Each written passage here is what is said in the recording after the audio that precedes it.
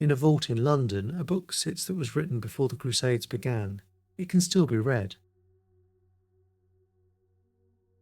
In 1086, after conquering England, a ruler ordered a survey of every village, every farm, every field in his new kingdom. Scribes travelled the length of the island. They recorded landowners, livestock, the value of each plot of land. The survey was completed in a single year. The result was 2 volumes bound in leather, the most complete picture of an entire nation ever committed to parchment. 9 centuries later, it has never stopped being readable. Not many records can claim that. 9 centuries have passed. The language is strange now. An archaic blend of Latin and Old French, but the letters are clear. The ink has held, the parchment has not crumbled. Historians read it directly. They do not need special equipment. They do not need to decode a proprietary format. The survey from 1,000 years ago is simply there, open on a reading stand, waiting to be consulted by anyone with the patience to learn its language. Nothing about it had ever faded. In 1984, a different kind of record-keeping project began. It was modern. It was digital. It was already doomed. A national broadcaster commissioned an ambitious project. They would create a new version of the ancient survey, updated for the modern age. School children across the country contributed photographs, written descriptions, and recordings of everyday life in their communities. The result was a 2-disc set that captured an entire nation at a precise moment in 1986. Hundreds of thousands of photographs, thousands of local profiles. A detailed snapshot, encoded on laser discs in a format no one else had ever used. To play the discs, you needed a specific computer. A model produced by a small technology company and discontinued within years of the project's launch. You also needed a special disc player manufactured in limited quantities by a European electronics firm. The software used an obscure programming language that never became mainstream. Every element was proprietary. Every element depended on hardware already growing scarce before the decade was out. The clock was running before anyone knew that a clock had started. By 1992, finding a working playback system had become difficult. By the year 2000, it was nearly impossible. In 2002, a researcher made a quiet observation. The original parchment survey from 1086 sat in its archive, perfectly legible. The 1986 digital version, just 15 years old, was functionally inaccessible. The hardware to read it had become rare. The disc players were failing. The format was understood by almost no one still working in the field. The irony was so stark that it made international news. Something had gone deeply wrong with how modern civilization chose to store its memories. Researchers gave the problem a name. They called it the Digital Dark Age, not because data was being deliberately erased, but because the infrastructure required to access stored data was quietly decaying around it. The magnetic tapes were intact. Discs were physically fine. But the machines that could read them were gone. The software that could interpret the files was gone. The data was frozen in a format that the future had simply walked away from and forgotten to unlock. This was not a single isolated failure, it was a pattern.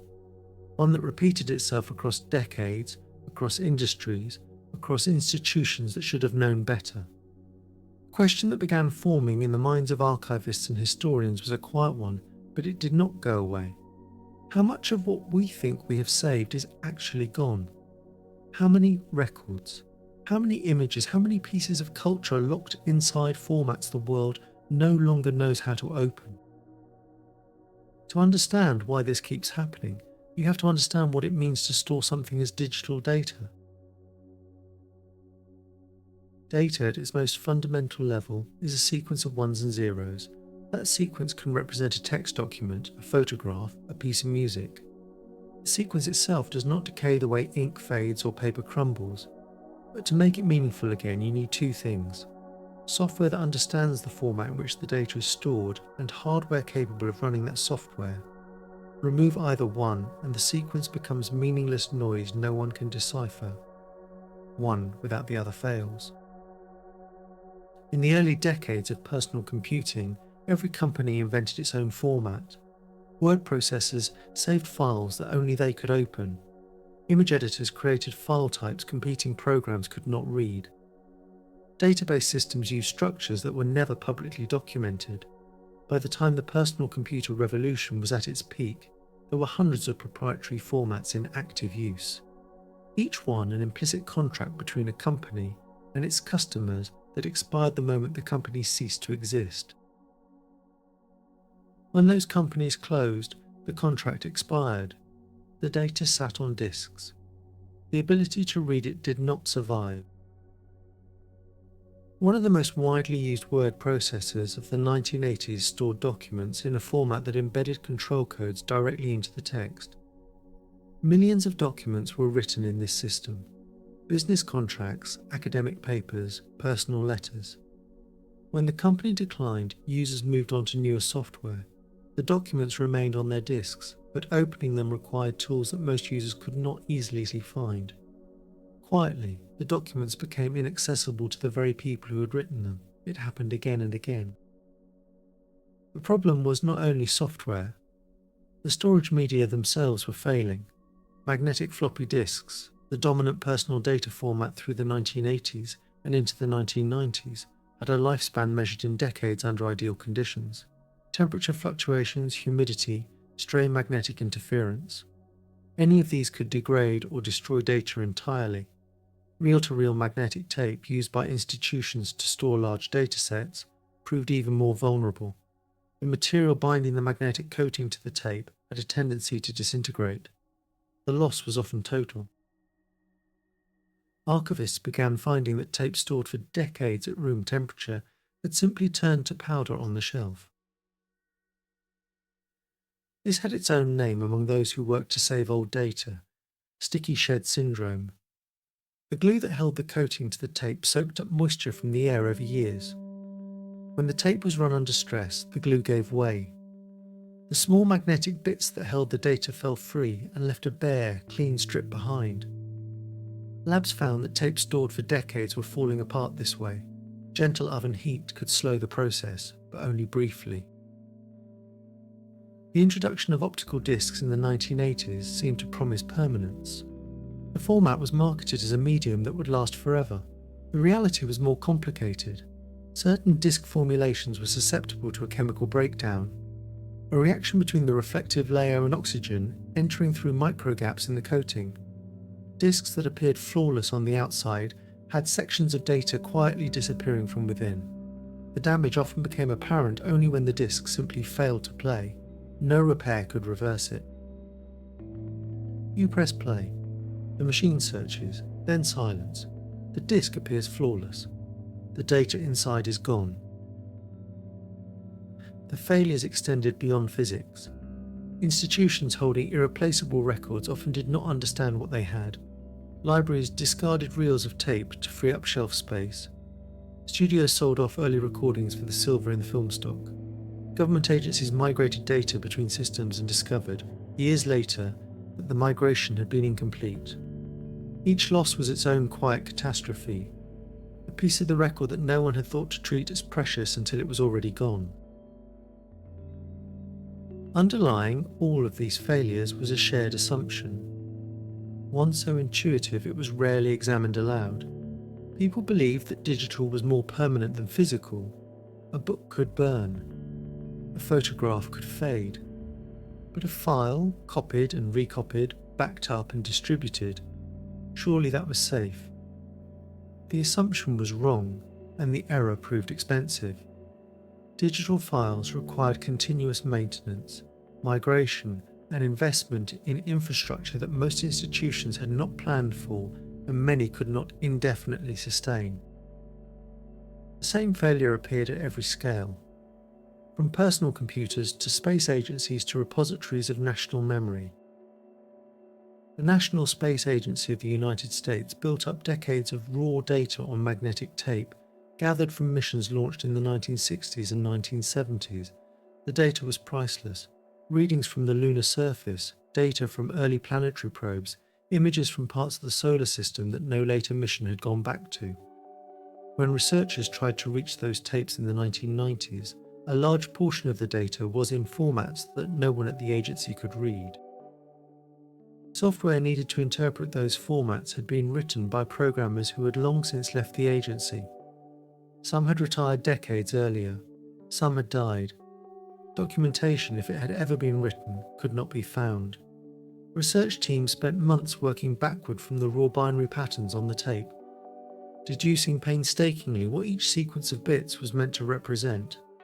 Some datasets were eventually recovered, others were permanently and quietly lost, with no notice and no ceremony. In a climate-controlled room, thousands of tape reels sit in perfect condition. No machine on the premises can read them. The problem extended to the internet itself. Platforms that once hosted millions of personal pages. The first spaces where ordinary people put their words and images online were shut down with little warning. Years of content vanished in hours. When people tried to access archived versions through web preservation services, the captures were often incomplete. Video files had not been saved. Interactive elements had not been recorded.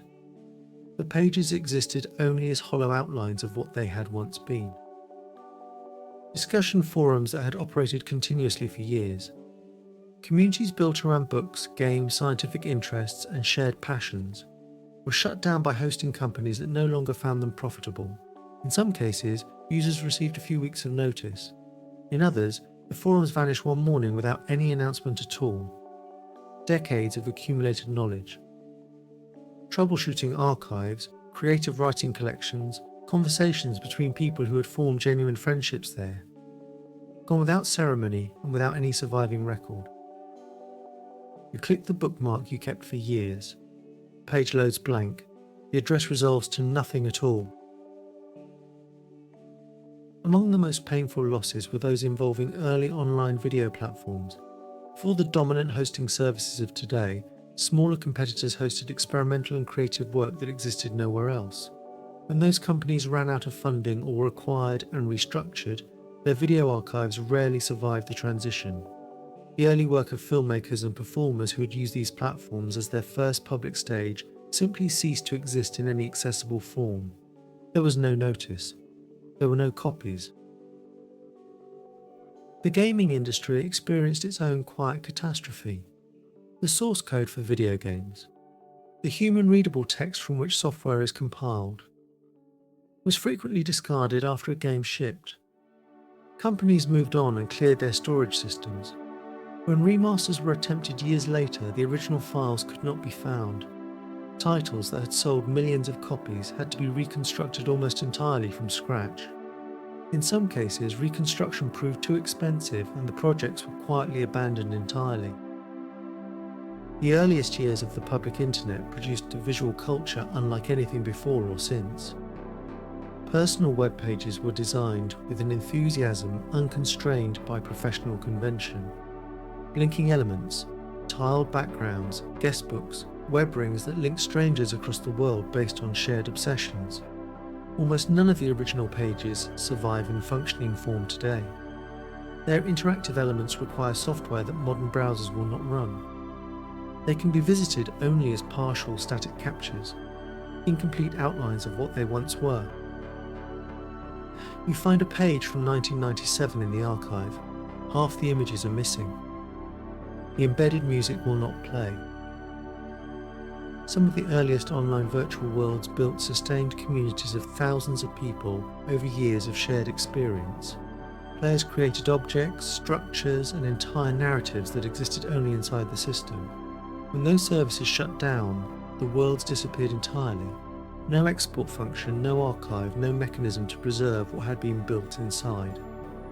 The relationships, the humour, the collective memory of those communities survived only in the minds of the people who had been fortunate enough to be there. No records existed.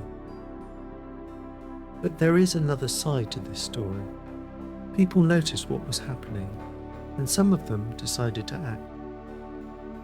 The discipline that emerged to address these failures did not have a clean origin. Librarians had worried about digital fragility for decades. Computer scientists had written about format obsolescence since the 1980s. What changed was the scale of the problem. The recognition that without coordinated effort, a significant portion of 20th century recorded culture would become permanently inaccessible within a single generation. Digital preservation became, slowly and unevenly, a recognised field with its own methods, its own tools, and its own urgency. One of the most visible preservation efforts began with a single institution's decision to crawl the web and store copies of everything it found. The project grew into an archive containing hundreds of billions of captured pages stretching back to the mid-1990s. For many early websites, this archive holds the only surviving record. Researchers and journalists use it daily to access pages that would otherwise be gone, to verify what was once written, to recover voices that would otherwise have vanished. The digital Domesday had a partial end. A team of experts did the hard work of replicating the old hardware and code, writing programs that could act like the dead machine well enough to read the old disks. The data was pulled out, put into new formats, and shared online at last. The rescue took years and needed a real push from a committed team. A shorter window, and the data would have been gone for good. No copy would have survived. In university labs and private collections, volunteers are systematically working through hardware that has not been powered on in decades. In Britain, a university library launched a project to rescue data from floppy disks that had arrived alongside donated research collections. Physical media holding the working files of academics, writers and scientists. The disks represented dozens of different types, recorded in dozens of different formats, many of them proprietary and long discontinued. Preservationists used custom-built hardware and specialised software to create digital copies of each disk, then worked methodically to identify and decode the specific format in which each had been recorded. What they found included drafts of published novels with extensive revisions the authors had never shared publicly, revealing the thought process behind works studied in universities. Research notes from scientific papers cited thousands of times, showing the reasoning behind methodological choices that had shaped entire fields. Personal correspondence from historically significant figures whose physical letters had been deposited with the library, but whose digital files had been assumed inaccessible forever. The disks did not hold only files, they held layers of thought. Each disk is treated with the care reserved for ancient manuscripts. In a real sense, that is what they are. Recovery efforts at the National Space Agency produced remarkable results in some cases. Teams working through decades-old mission data found images of planetary surfaces taken by probes that had long since ceased to function, the only photographs of those locations that would ever exist. Applying modern computational processing revealed detail that the original hardware had been incapable of displaying. The data had been sitting on those tapes for 40 years. It simply required the right tools, the right patience, and the right people. Parallel efforts came from communities with no formal preservation mandate. Amateur programmers who had grown up with early home computers formed organisations dedicated to preserving the software of their childhood, not as an archival project but as a labour of love. They built software that replicated the exact behaviour of discontinued operating systems. They tracked down original developers and persuaded them to donate code. They bought old hardware at auctions and kept it operational for the benefit of anyone who wanted it. The same impulse drove efforts to preserve early video game software. Volunteers reverse-engineered proprietary cartridge formats, documented the behaviour of hardware chips at the transistor level, and created emulation software accurate enough to run programs that had been commercially unavailable for 30 years. In some cases, these efforts recovered titles that the original publishers had entirely lost and could not themselves have reproduced. The hobbyist community had preserved things the commercial entities behind them had allowed to quietly vanish. They did it for free. The law around this work was hard and often hostile. Most rules on rights had not been set up with the idea that digital formats might one day rot. Saving old files or early web pages meant making copies. And making copies, for any reason, could be treated as a legal breach. Institutions doing this work had to get around rules not made for a world where the first copy is the only one left. The clash of law and memory was never resolved. The law was written for a world where copies reduce the value of originals. Digital preservation inverts that logic.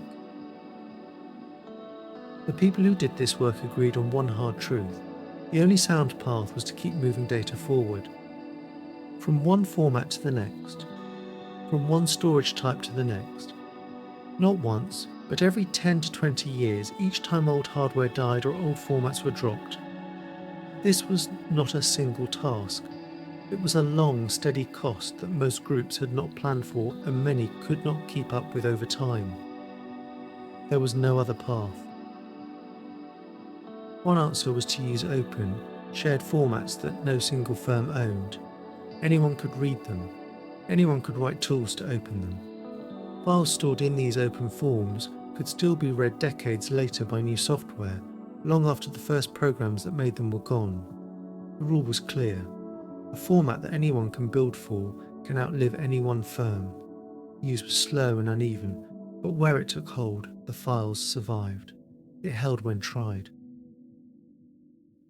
Emulation offered a different approach. Rather than migrating data to new formats, you could migrate the entire environment in which the data had originally been created. Write software that replicated the exact behavior of a 1980s operating system. Run that software on modern hardware. Open the original files as if nothing had changed. This preserves something that simple file conversion could not. The exact visual and behavioral context of the original. How the software had looked and how it had felt to use. No one group could fix this on its own. Slowly, those who cared began to work across borders. Libraries shared tools for finding old formats. Archives built up shared lists of dead storage types. Coding groups put their work online under free terms that anyone could use and adapt. The same internet that had let so much slip away became, in a quiet irony, a place where the global effort to save what was left found its home.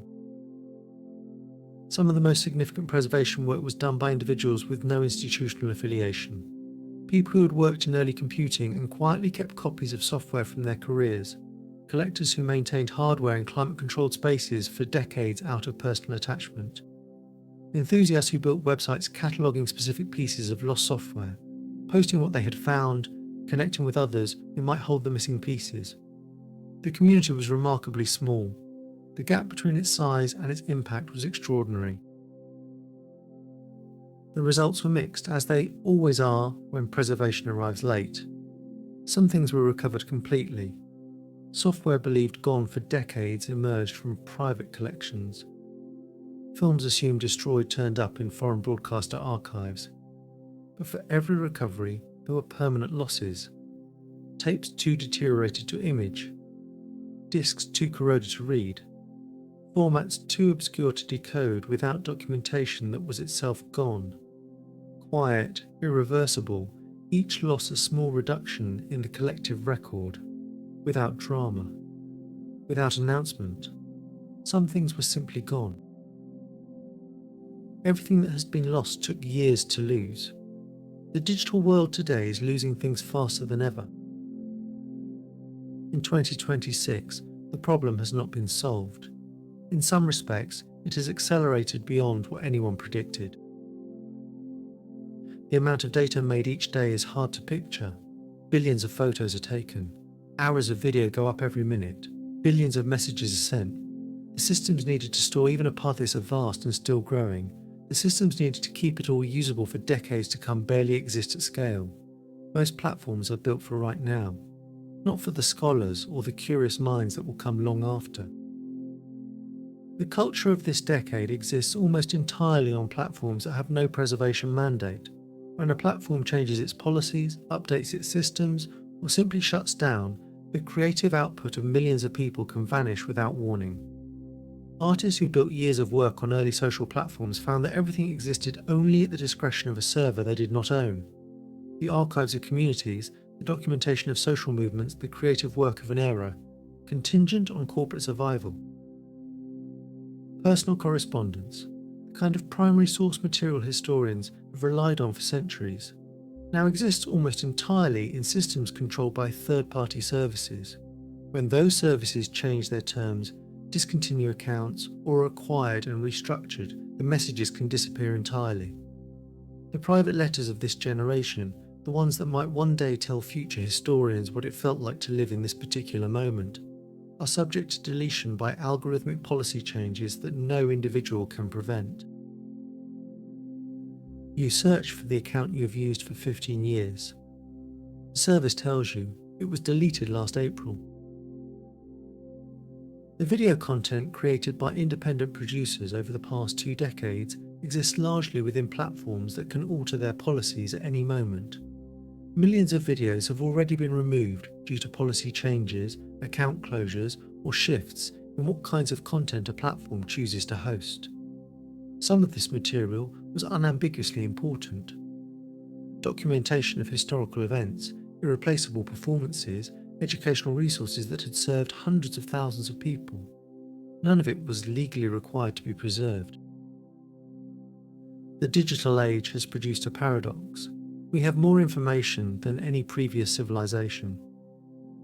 More recorded, more catalogued, more interconnected, and much of that information is less secure than it has ever been. A clay tablet written 4,000 years ago can be read by anyone who learns the language. A file created 20 years ago on discontinued software stored on failed hardware may be inaccessible today, even though the underlying data remains technically intact somewhere on the original medium. Some institutions have developed rigorous frameworks for managing this risk. Requirements that data be held in multiple physically separate locations simultaneously. Commitments to migrate file formats on a scheduled cycle. Published catalogues describing exactly what is held and in what condition. Investment in the research needed to keep old software environments running. The difference between institutions that do this well and those that do not is not primarily technical. It comes down to whether this work has been assigned real, sustained priority. There are reasons for cautious optimism. Awareness of digital preservation has grown substantially in recent years. Major cultural institutions have developed strategies that would have seemed sophisticated a decade ago. Open source communities have built emulation tools that preserve the full experience of early computing environments with remarkable accuracy. International frameworks for sharing preserved content have improved significantly. The work remains hard, underfunded, and never entirely finished, but it is being done, and it is making a measurable difference. The people doing this work are often motivated not by institutional mandate, but by something more personal. A sense that the record matters, that what people made and said and thought deserves to survive. That history is not only the great official events preserved in government vaults, but the texture of ordinary life. The websites, the games, the messages, the creative experiments of people who were alive in a particular moment and left something behind for anyone who might one day look. In quiet rooms, a small number of people work each day to ensure the past is not entirely erased. And what of the things that will not be saved? The conversation's already gone, the platform's already closed, the tape's already too deteriorated to recover, the disc's too corroded to read. These are losses without drama, no fire, no flood, no deliberate destruction. Just time and the quiet assumption that someone else had already made a copy. The digital dark age is not a single catastrophe. It is a slow accumulation of small silences, each one unremarked, each one permanent. Time did the rest. The original survey from 1086 sits in its archive, still readable, consulted by scholars who want to know what England looked like before anyone now alive was born.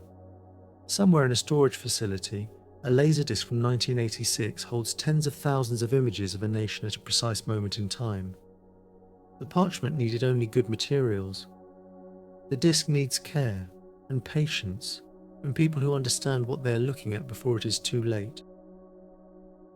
The people who made that ancient survey did not think about its 1,000-year lifespan. They wrote carefully and used durable materials without knowing how long those choices would matter. We do not have that luxury of unknowing.